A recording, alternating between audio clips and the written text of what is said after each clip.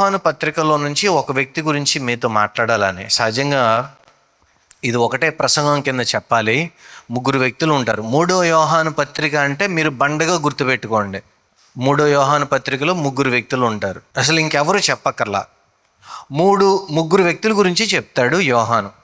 3వ యోహాను పత్రిక 3 వ్యక్తులు. అయితే నేను ఈరోజు ఒక వ్యక్తి గురించి చెప్తా. 3వ యోహాను పత్రిక అది 1వ అధ్యాయము 9 నుంచి 11 వచనాలు చూద్దాం. 3 వ్యక్తులు ఎవరో చూపిస్తా. మొదటి వచనంలో అంటాడు చూడండి, విశ్వాసపాత్రుడైన గాయు అంటాడు. మొదటి వ్యక్తి ఎవరంట? గాయు. అతను విశ్వాసపాత్రుడంట. రెండవ వాడు సత్య సాక్ష్యము పొందిన దెమిత్రి. అది మీరు 12వ వచనంలో మీరు చూస్తారు. దెమిత్రి ఎవరంట? సత్య సాక్ష్యమును పొందిన వాడు, మంచి సాక్ష్యమును పొందినవాడు దెమిత్రి. 3వ వాడు దెయోత్రెఫేలు. వాడి గురించి 4 వచనాలు ఉన్నాయి. ఈరోజు నేను 9 నుంచి 11 వచనాలు లేదా మధ్యలో ఉన్న దెయోత్రెఫే గురించి మీతో చెప్పాలని. సంఘంలో 3 రకాల మనుషులు ఎప్పుడు ఉంటారు. ఆ 3 రకాల మనుషులు ఇక్కడే కనబడుతున్నారు. మన 3వ యోహాను పత్రికలో 3 గురించి చెప్పాడు కదా. ఈ 3 ప్రతి మనిషిలోనూ ఉంటారు. గుర్తుపెట్టుకోండి. ఏదైనా వ్యక్తిత్వం వచ్చిందంటే మంచివాడు వేరుగా చెడ్డవాడు వేరుగా ఉండరు. మంచివాళ్ళు వారే, చెడ్డవాళ్ళు కూడా వాళ్ళే. నాలోనే 2 ఉంటాయి. నేను ఎలా వాడతాను అన్నదాన్ని బట్టి ఉంటుంది. సరే, 3 విభిన్నమైన వ్యక్తిత్వములను చూపించే మనుషులు ఉంటారని యోహాను చెప్తూ ఉన్నాడు.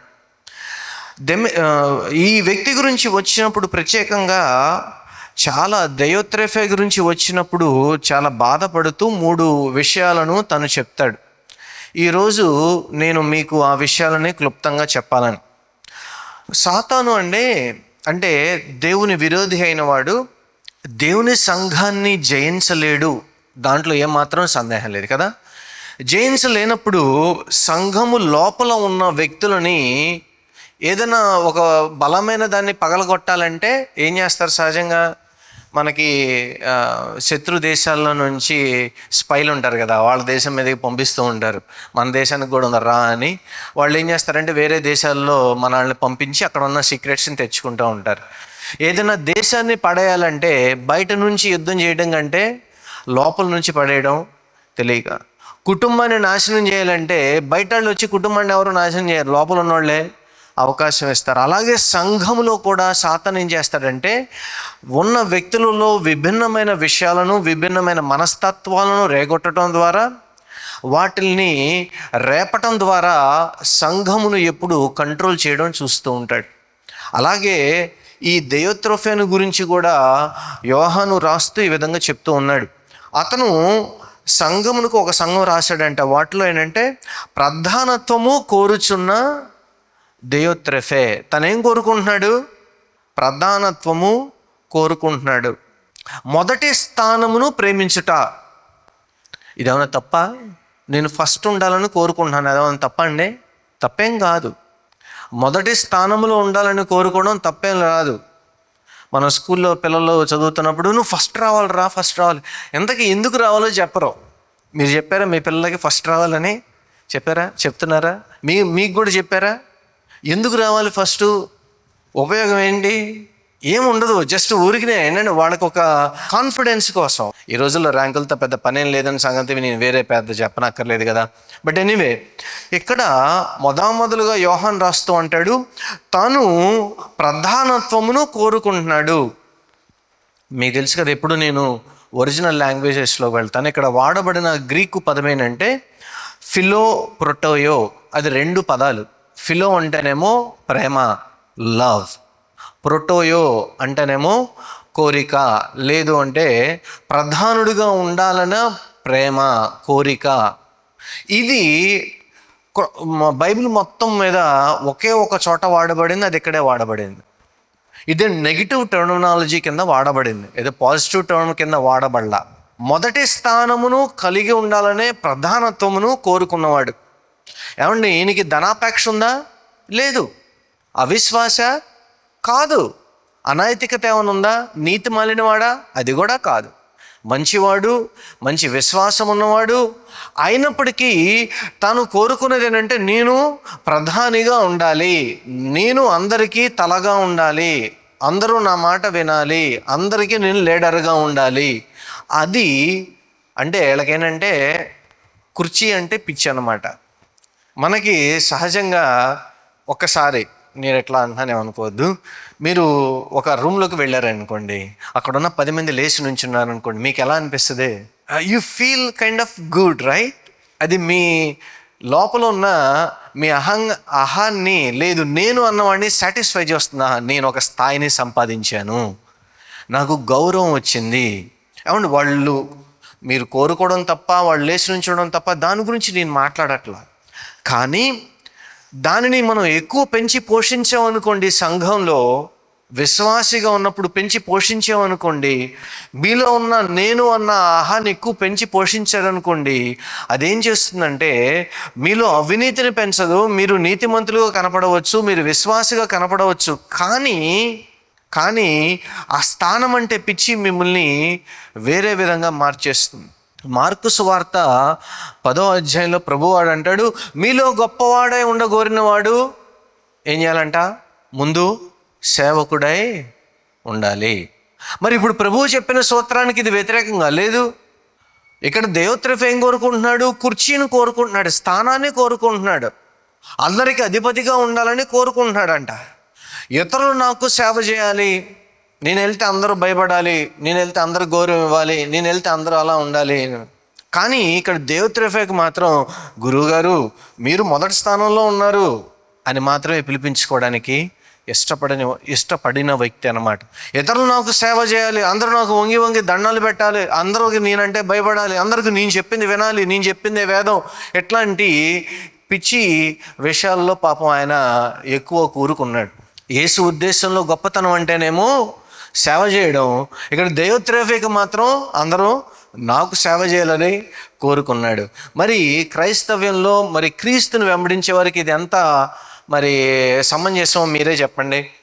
ఫిలిప్పీ 2వ అధ్యాయంలో మనం చూస్తాం, క్రీస్తు తను తాను రిక్తునిగా ఏమీ లేనివానుగా చేసుకుని శూన్యుడిగా ఈ లోకంలోనికి దిగి వస్తే, ఫిలిప్పీ పత్రిక 2వ అధ్యాయము క్రీస్తుని గురించి చెప్పినట్లుగా మరి బైబిల్ గ్రంథంలో మరి ఏ వాక్య భాగం చెప్పలేదని చెప్తాను నేను. ఏ వాక్య భాగం చెప్పలేదు. ఆయన ఎంత గొప్పవాడు, ఎంత తగ్గింపు స్థితిలోనికి వచ్చాడు అనేది కేవలం అక్కడే మనం చూస్తాం. ఆయా భాగాలు మనం ఉండినప్పటికీ నాకు బాగా నచ్చింది మాత్రం ఫిలిప్పీ పత్రిక 2వ అధ్యాయం. అసలు ఏమీ లేని దేవోత్రేఫనేమో నాకేమో కుర్చీ కావాలంటున్నాడంట, స్థానమును ప్రేమించాడంట. స్థానం ఉన్నాడేమో ప్రభువేమో, ఈ దేవోత్రేఫే ఏ ప్రభువును కొలుస్తున్నాడో ఆయన మాత్రము ఏమీ లేని రిక్తునిగా దిగి వచ్చాడంట. 2 రివర్స్ ఇక్కడ. అగస్టిను ఒక మాట చెప్తాడు, సెయింట్ అగస్టిన్, పాపము అనేది చెడ్డ పనులతో ప్రారంభం కాదు. పాపం ఎలా దేంతో పాపం అనేది ఏమండి అవ్వ ఆదాములు చేసిన పాపం చెడ్డ పనులతో ఏమన్నా మొదలైందా? కాదు కదా. పాపము అనేది చెడ్డ పనులతో ప్రారంభం కాదు, అది క్రమం తప్పడంతో ప్రారంభం అవుతుంది. దేంతో ప్రారంభం అవుతుంది? క్రమం తప్పడంతో ప్రారంభమవుతుంది.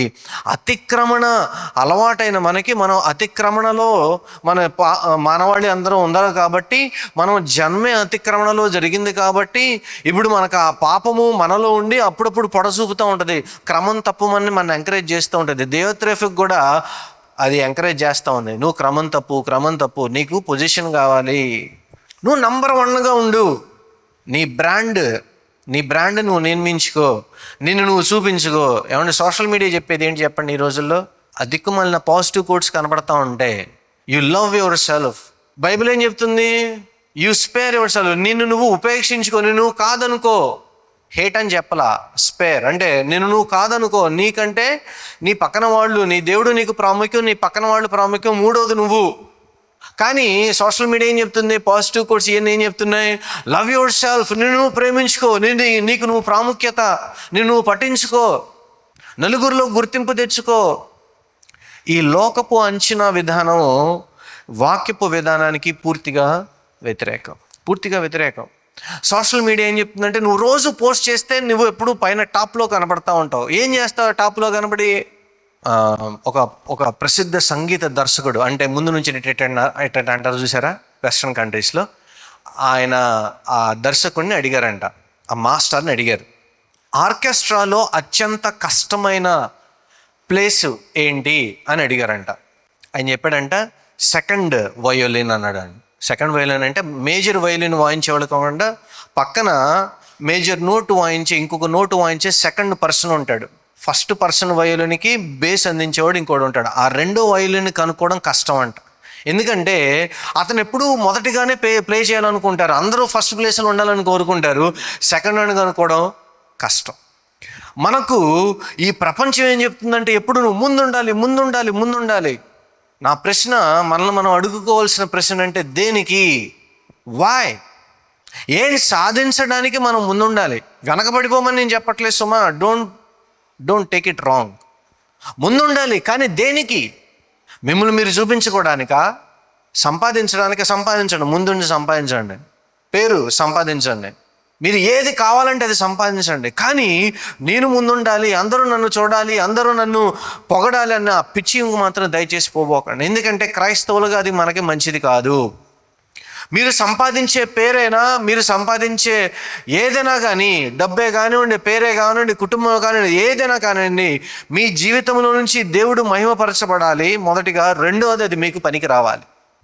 మన దగ్గర ఎంత పనికొచ్చేది ఉందనే చూసుకోవాలి, కానీ నేను ఎంత ముందున్నాను, 10 మంది నన్ను గౌరవిస్తున్నారా, 10 మందికి లేచి నుంచుంటున్నారా, దయచేసి వద్దు. దియోత్రోఫే స్థానమును ప్రేమించాడు. ప్రభువు కంటే నీకు స్థానం ప్రాముఖ్యమైందా? మనం చేసేదేంటి, మనం చెప్పేదేంటి, చేసేదేంటి? విశ్వాసులుగా మనల్ని దేవుడు ఎక్కడి నుంచి ఏ స్థాయికి నడిపిస్తూ ఉన్నాడు, మనం ఏం చేయాలి?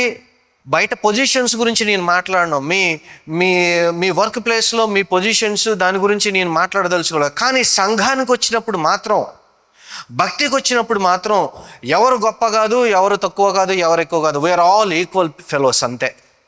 సంఘంలో చాలామంది మొదటి స్థానంలో ఉండాలని కోరుకున్నట్లయితే మీరు చేయవలసింది ఏంటో తెలుసా? పరిచర్య, సేవ చేయండి.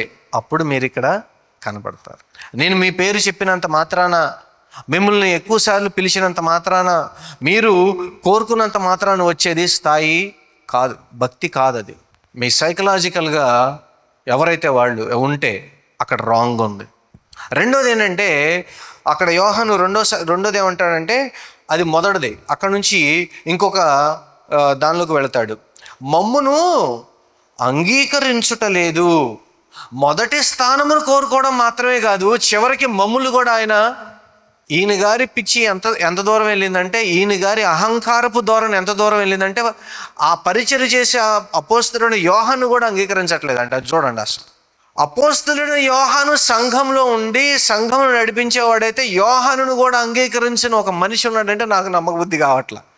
సంఘంలో పాస్టర్ గారు కాపరంటే నీకు ఇష్టం లేదు, ఆయన మాట నువ్వు ఆయన అంగీకరించవు, లేదు ఆయన చెప్పింది నువ్వు పాటించవు, నీ సోదరుల మాటలు మీరు వినవు, పాటించవు, పక్కన వాళ్ళు మాటలేనో పాటించవు, నీకే ప్లేస్ కావాలి. అసలు ఎలా కుదురుతుందండి? ఇక్కడ వాడబడిన గ్రీకు పదం ఏంటంటే ఎపిడొకోమై, అంటే కేవలం ఇష్టపడకపోవడం కాదు. యోహాన్ అంటే, కాపర్ అంటే అసలు ఆ స్థానంలో ఎవరున్నా ఆయనకి ఇష్టం లేదు. ఇష్టపడకపోవడం మాత్రం కాదు, అపోస్తలుల అధికారాన్ని ఉద్దేశపూర్వకంగా ధిక్కరించడం, స్వీకరించకపోవడం. యోహాను సువార్త 13వ అధ్యాయం 20వ వచనంలో మనం చూస్తాం, నేను పంపిన వానిని ఎవడు అంగీకరించునో అతడు నన్ను అంగీకరించును. ప్రభువును అంగీకరిస్తే ప్రభువును పంపిన వాని తండ్రిని కూడా అంగీకరించినట్లే, ఇప్పుడు ప్రభు చేత పంపబడిన మమ్మల్ని అంగీకరిస్తే ప్రభువును కూడా అంగీకరించినట్లే. గుర్తుపెట్టుకోండి, సాతాను ఏదైనా తోటలో దేవుడు లేడు అని చెప్పాడా? ఏం చెప్పాడు? ఇలాగే చెప్పాడా? నిజంగా ఇలాగే చెప్పాడా అని అడుగుతాడు. క్రీస్తు సంఘాన్ని తన సొంత ఆస్తిగా మార్చుకోవాలని కోరుకున్నాడు ఈ వ్యక్తి దియోత్రెఫే. అది కుదురుతుందా? సంఘము ఎవరి ఆస్తి? కేవలము దేవాది దేవునికి సంబంధించిన ఆస్తి. క్రీస్తుకు సంబంధించింది సంఘం, నాది కాదు, మీది కాదు. అంటే ఒక వ్యక్తి స్థానాన్ని కోరుకోవడంలో అహంకారంగా గర్వంగా నడవడంతో చివరికి ఎక్కడికి వెళ్ళిందంటే అపోస్తులను కాపరిని కాదంటం మాత్రమే కాకుండా సంఘం యొక్క నాయకత్వాన్ని తోసివేయడం మాత్రమే కాకుండా క్రీస్తు సంఘాన్ని తన సొంత ఆస్తిగా తయారు చేసుకోవాలని కోరుకున్నాడు. అంటే సాతాన్లాగా తయారయ్యాడు అనమాట ఈయన గారు. అకౌంటబిలిటీ అన్నదాన్ని, జవాబుదారీతనాన్ని ద్వేషించడం అంటే అది గర్వముతో అహంకారంతో సమానము. మీరు అకౌంటబిలిటీ మీరు ఉండాలి. మీ భర్తకు మీ భార్యకు మీరు అకౌంటబిలిటీ, మీ తల్లిదండ్రులకు మీ పిల్లలకు మీరు అకౌంటబిలిటీ.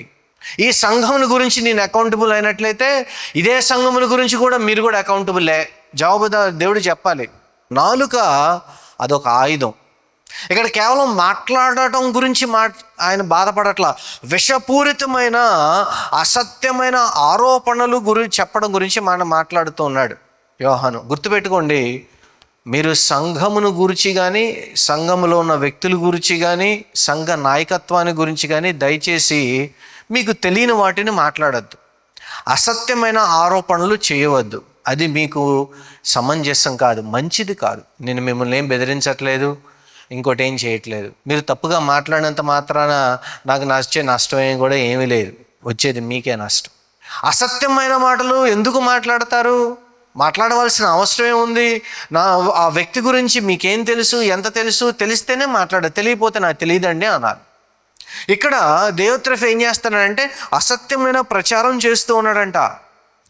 సాతాను ఎంత పెద్ద పొడుగు కత్తేసుకుని ఆదాము అవ్వ దగ్గరికి వెళ్ళి చంపేస్తానని పొడి చేస్తానని అనలా. ఎక్కడికి వెళ్ళాడు?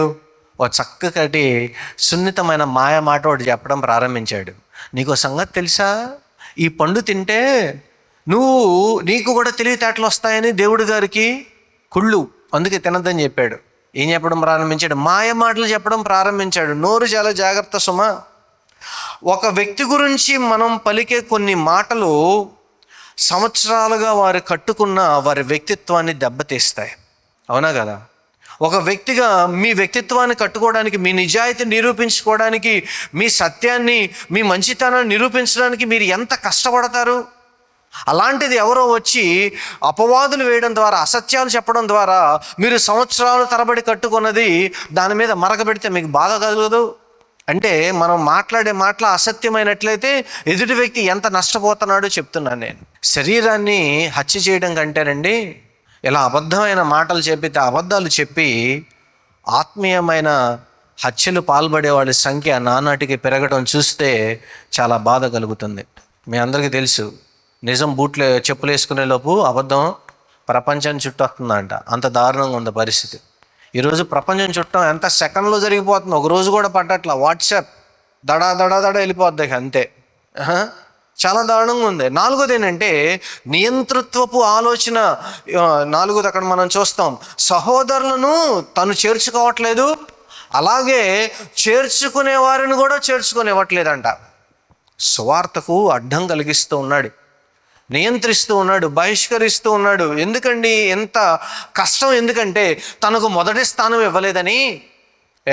నా అనుమతి లేకుండా ఎవరైనా సంఘంలోకి వస్తే నేను ఊరుకోను, నా అనుమతి లేకుండా అలా చేస్తే ఊరుకోను, నా అనుమతి లేకుండా అలా చేస్తే ఊరుకోను. ఎవరి మీద అజమాయిషి చలాయిద్దామని ప్రయత్నం అండి బాబు. మొదట ఆయన దేవుని సేవకుల్ని చేర్చుకోనలేదు, రెండోది చేర్చుకునే వారిని కూడా చెడగొడుతూ ఉన్నాడు. ఇదేదో ఫరోలాగా ఉన్నాడు ఈయన. నిజమైన నాయకుడు అండి తన స్థానాన్ని కాపాడుకోవడానికి పోరాడవలసిన అవసరం లేదు. మీకు ఒక జీవిత సూత్రం చెప్తాను. మీరు పనిచేసే చోట, మీ కుటుంబమే కానివ్వండి, మీరు పనిచేసే చోట కానివ్వండి, మీ స్థానాన్ని నిలబెట్టుకోవడానికి ఎప్పటికప్పుడు మిమ్మల్ని నిరూపించుకోవాల్సి వస్తే అటువంటి స్థానాల్లో మీరు పని చేయనక్కర్లేదు.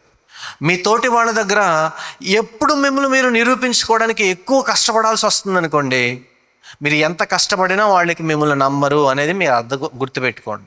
ప్రతిసారి మిమ్మల్ని మీరు ప్రూవ్ చేసుకునేటట్లయితే మీ ఫ్యామిలీలో ఏం విలువ ఉంది? మీకు ఎందుకు పోయిందా విలువ?